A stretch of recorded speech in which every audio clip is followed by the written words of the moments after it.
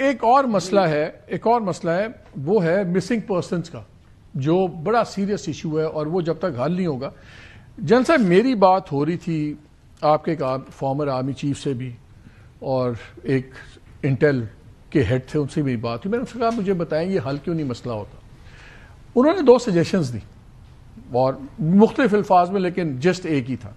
ایک تو انہوں نے کہا کہ جی پاکستان کے اندر جو ISI ہے اور MI ہے ان کے پاس گرفتاری کے رائٹس نہیں ہیں. یہ اگر بندہ پکڑتے ہیں پوری انویسٹیگیشن کر کے ٹیررسٹ پکڑتے ہیں، یہ اس کو پولیس کے حوالے کرنا پڑتا ہے. پولیس کا پھر وہی تھانے دار جو ہے جس نے گرفتاری ڈالی ہوتی وہ جاتا ہے عدالت میں. جب عدالت میں اس کو ایک وکیل 4 سوال پوچھتا ہے، نہ اس کو بیک گراؤنڈ صحیح پتہ ہوتی نہ کیس پتہ ہوتا ہے، تو وہ چھٹ جائے گا، وہ چھٹ جاتا ہے. پھر لوگ کہتے ہیں کہ نہیں تو ہم اس میں کیا کریں.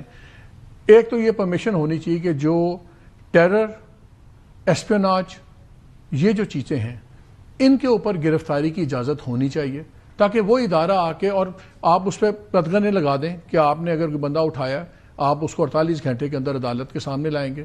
آپ اگر اس کے بعد آپ سویلین اوور سائٹ بھی بنا دیں کہ ہر 3 مہینے بعد جو آپ کے پاس لوگ ہیں ان کے اوپر آپ کو جواب دینی ہو. لیکن یہ اتنا بڑا ٹیکنیکل ایشو ہے کہ اس میں بہت سے لوگ نیٹ سے نکل جاتے ہیں اور وہ ٹیررزم آگے پنپتا ہے. آپ سے میں اس لیے پوچھوں کہ آپ آپریشنز میں تھے، کیا یہ صرف بات ہے؟ بکاز لوگ ساتھ ہی خوف یہ اٹھتا ہے کہ اگر پرمیشن مل گئی فارمل گرفتاری کی تو پہلے لوگ کہتے ہیں انٹیلیجنس ایجنسیز تو جی چھوڑتی نہیں ہیں، اٹھا لیتی ہیں. کیا یہ بہتری ہوگی یا یہ نقصان ہوگا الٹا؟ جی دیکھیں مالک صاحب، جو سچویشن ہے نا بلوچستان میں یہ بڑی ایوالونگ ہے اور اتنے کوئکلی چینج ہو رہی ہے، اتنے کوئکلی. اس یہ جو ریزسٹنس ہے یا یہ جو وہاں سے فرکشن بھی ہے، اس نے بڑے کوئکلی ہینڈز بھی چینج کی ہیں اور بہت سارے کریکٹرز اور اس لیے سوری فار دی انٹرجیکشن کو اس لیے میں نے پوچھا کہ انہوں نے کہا کہ جی اگر یہ سلسلہ ایسے ہو جائے یہ آپ کا مسنگ پرسنز والا مسئلہ ختم ہو جائے گا. جی دیکھیں لا فیئر کے نیچے جب بھی آپ چیزیں اسٹیبلش کریں گے تو ان کی ایٹ لیسٹ ان کی جو ویلیڈیٹی ہے یا ان کا جو رائٹ پرپز ہے نا وہ ضرور سالو ہو جائے گا. میں آنیسٹلی بتاؤں آپ کو کہ اسی مسنگ پرسن کی گاہ میں آئی ایم شیور کہ دیکھیں حالات بھی بڑے ڈفرنٹ ہیں جی. وہاں پہ اب اتنے کریکٹرز آ گئے ہیں بلوچستان کے بیچ میں، اسپیشلی آفٹر دس انٹرفیئرنس جو ابھی تو clear it is being waged by a sponsor. Proxy سے اسپانسر موجود ہے، وہ ویج کر رہا ہے، اور اس کے علاوہ بہت سے انٹرنیشنل اور بھی اپلیکیشن ہے، کیونکہ بلوچستان میں چائنیز انٹرسٹ کی وجہ سے ایک پوری سٹیٹ کھڑی ہے. لیکن دیکھیں ایکسپلائٹ کرنا بالکل ہم مانتے ہیں انڈیا کے ہی پیسے لگ رہے ہیں، گلف اسٹیٹس کے بھی 2-3 ہیں، ان کے ریزنز بھی ہیں، سب کو پتہ ہے وہ بھی لگ رہے ہیں. لیکن وہ کہتے ہیں نا you can't hang your coat until there is a hook on the wall. وجہ تو جینوئن ہے جو ایکسپلائٹ کر رہے ہیں ٹیررسٹ یا دوسرے، ان وجہوں کو تو ایڈریس کوئی نہیں کر رہا.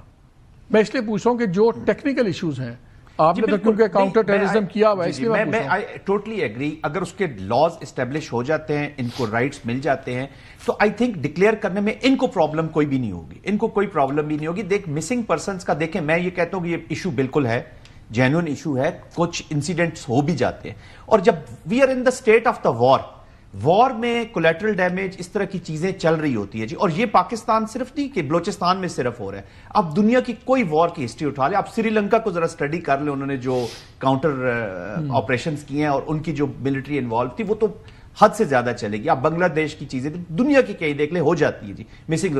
لیکن اس کو پھر ایکسپلائٹ بھی بہت کیا گیا، اس کو ایکسپلائٹ کیا گیا. سوشل موومنٹس ٹیک اوور کرتی ہیں، رائٹ کاز کے اوپر آتی ہے. میں یہ نہیں کہتا کہ غلط کاز پہ. جب ہائی جیک ہو جاتی ہیں تو پھر وہ سوشل ڈسٹرپٹیو موومنٹس میں چینج ہو جاتی ہے، کیونکہ پیسہ بہت انوالو ہے جی، ہیوج پیسہ انوالو ہے. اور دیکھیں نا مالک صاحب، ود آل مائی ریسپیکٹ بات کر رہے ہیں، اب جب گورنمنٹ بن جاتی ہے، چاہے وہ اے روٹ سے آئیں یا بی سے آئیں یا سی سے، انفارچونیٹلی جو کرپشن ہے جی بلوچستان جیسے صوبے میں اور مس گورننس کی وجہ سے، ابھی آپ لیویز کی بار بار بات کریں، 83,000 میں سے 60% تو ہیں ہی نہیں آن گراؤنڈ.